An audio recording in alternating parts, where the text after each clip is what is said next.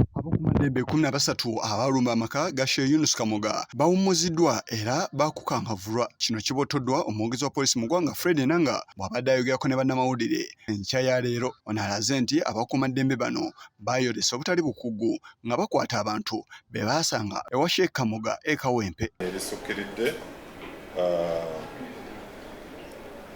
n'okuvumirira eddembe ly'abaana abavubuka abaasangibwa ate nga neeyisa yaabwe yakontana n'amateeka ag'empeereza mu kitongole ekipoliisi. So twagala okutegeeza obukulembeze bw'Abasiraamu, abalooya Abasiraamu nti mu kiseera kino abapoliisi 13 abaagenda mu maka ga Sheikh Amir Kamoga bayimiriziddwa ku mirimu gyabwe era ku Lwokusatu luno bagenda kusimbwa mu kkooti. Ono era ategeeza nti obutujju bukyaliwo mu ggwanga era ng'ensonga lwaki amawulire ge bafuna nga gandiba n'akakwate ku bikolwa bino tebasobola kugaleka bwe batyo. Ffe nga Uganda likyalina obulabe obw'amaanyi obusibuka mu bayeekera n'abatujju. So buli lwe tuba tuvaayo n'amawulire gaba gagezaako okulaga nti muyinza okubeeramu abantu kinnoomu abalina akakwate ku bubondo buno bwaba abakambwe, abatujju n'ebirala, tujja kuvangayo ku lw'obulungi bw'eggwanga Uganda.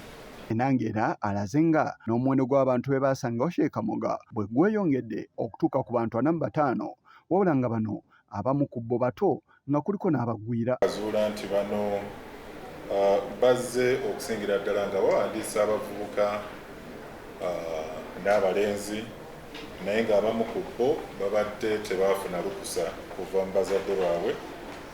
Tulina Mugisha Siraaji gwe baleeta okuva eGayazu Kakumiro myaka 17 ng'abazadde tebakkiriza. Tulina Gumisiriza Ismail 15, ono yaleetebwa Sheikh Farouk Jumba okuva e Kahiro Eibanda. Mulimu Katoto Ahmed Hamis 17, ono Mukongole. Takomye okwo alina obubaka bw'aweereza akulira ekibiina kya bannamateeka Abasiraamu Ali Kankaka. Eggwanga bwe libanga lyemulugunya nti waliwo abaana abaatwaliddwa mu Rehabilitation Center Ettula, vaayo olage eggwanga ebbaluwa eziva mu bazadde oba consent forms abazadde eziraga nti 85 abali mu maka, forms ezaavudde mu bazadde eziraga nti bakkiriziganyizza okujja okusomesebwa be bana. Ekyokubiri, vaayo olage nti Rehabilitation Center eno Ettula yawandiisibwa mu butongole era yaddembe okukuŋŋaanya abaana abavubuka n'okubasomesa. Sheikh Kamoga yalumbibwa Sabbiiti eyise Kigongo ku lwa Channel 44 olweggulo.